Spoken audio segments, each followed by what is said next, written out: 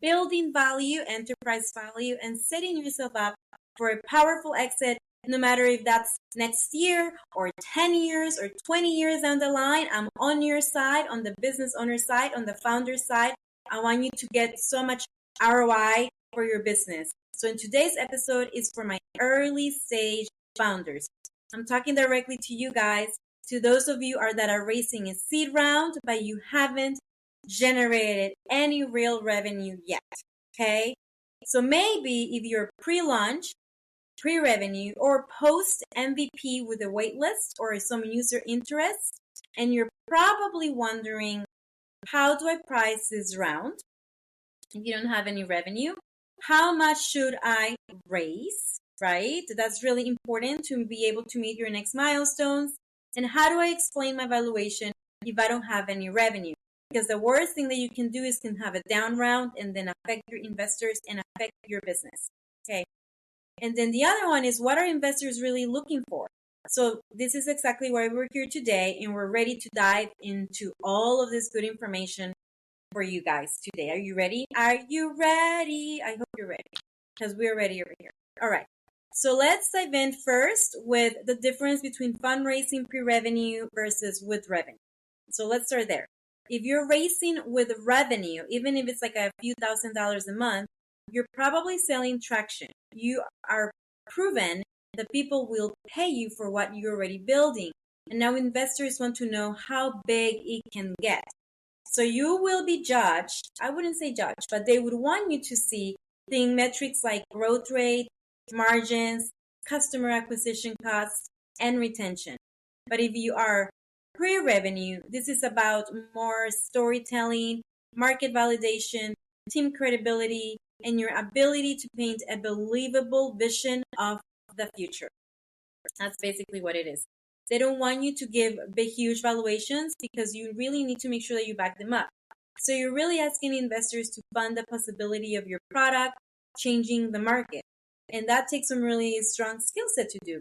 But it also means you need a valuation strategy that doesn't rely on numbers that really don't exist yet. A lot of the time I see founders doing these huge projections and they're putting a valuation of like 20 million based on projections. Okay, so now let's talk about how valuation really works without revenue, because it's very different than with revenue. So here's the truth that most founders miss. You don't need revenue to justify a valuation, but you do need a structure. So investors don't want just vibes. They want frameworks. So there are several ways founders and investors calculate or estimate seed valuations at this early stage without revenue. One of them is, write this down, the Berkus method. So the Berkus method assigns a value to things like your idea, your prototype, your founding team, your market, and your go-to-market plan or strategy. Typically, this caps out around 2 to 5 million. Then we have the Scorecard method, which compares your startup to similar deals in your region or your industry. So you really have to do your due diligence, do your research, and then it adjusts for team quality, market size, product strength, and everything else that makes you so unique. But there's also a component to this, which is called the risk, right? You want to also make sure the valuation takes into account the risk. And those risks can be the tech risk, the legal risk, execution risk, whatever can go wrong, right? So you need to adjust your valuation up or down based on those risks. However, none of these are really perfect, but they at least show that you can absolutely justify a 3 million to 7 million valuation if you present all of the right elements. What you do not want to do, and it's what basically a lot of people do, is these are the pre-revenue red flags. So let me be blunt about it, all right? Because that's what you guys know me for anyways. So I see founders lose investor interest all the time because they throw out a 10 million valuation with no traction. And you can really articulate who the customer is, or you don't have a go-to-market plan beyond we'll use social media, we'll post it on social media, we'll use social content.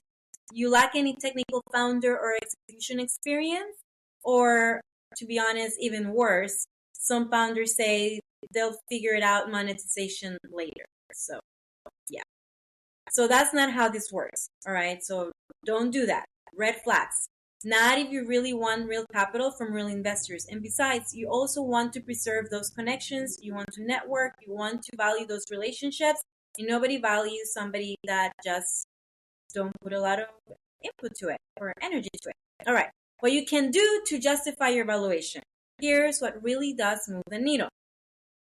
First of all, a strong founding team with relevant expertise for startups, and a working prototype or an MVP. It could be a wait list, letters of intent, or some signal that there's some customer demand.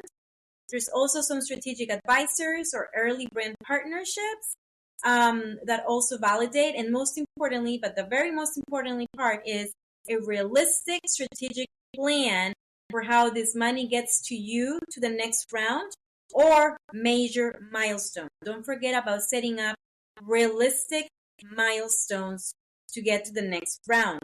Also, you have to show that you understand how your unit economics would work.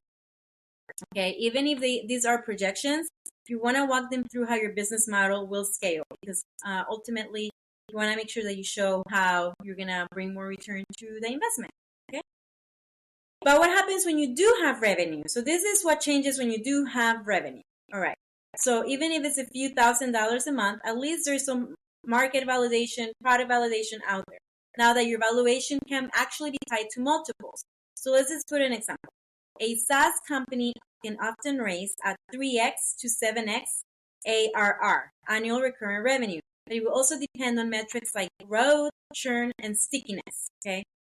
And investors now want to see things like what is your monthly recurring revenue, your MRR, your customer acquisition cost, your lifetime value, your churn rate, your margins, and how these are improving over time.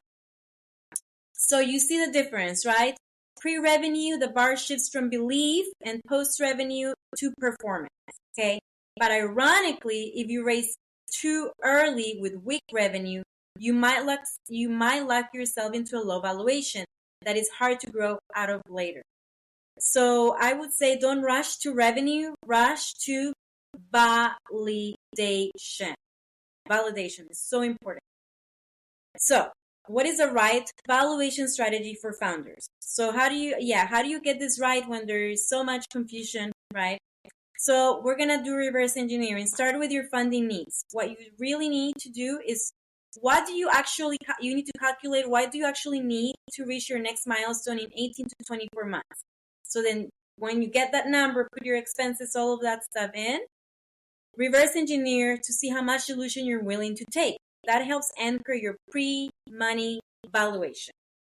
Okay, then you also want to do your analysis of comparable startups, any other ones in the industry that have raised at your early stage and in your scenario. You can use Crunchbase, PitchBook, or you can even ask founder friends or anybody in your network. What you want to do is keep your valuation realistic.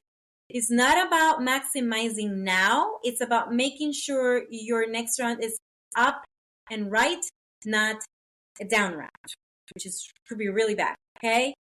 Your valuation should create momentum, not stall it. All right? So, I know I said a lot, but a few takeaways from this. Fundraising at the seed stage, especially with our revenue, is not about just being passionate or having a cool idea. It's really about packaging the vision, the validation, and the team into a clear and believable story that investors want to bet on. So you don't really need perfect traction. You don't really need clarity. You don't really need perfect traction. You actually do need clarity, strategy, and you need to know how investors think.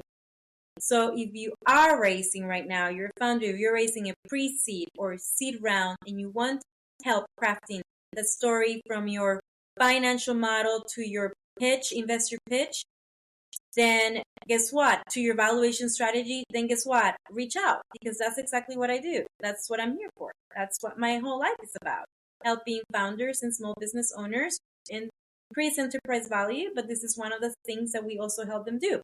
So with that being said, thanks for listening to Scale to Exit, another episode with Alejandra Santos, your hostess with the mostest. If this helped you, share it with the founder who needs to hear it. And don't forget to rate, to like us, share, comment, and review the show. It really helps me keep showing up for you with unfiltered advice you won't hear anywhere else, because you know how I am, a straight shooter. And until next time, adios muchachos, keep building something valuable.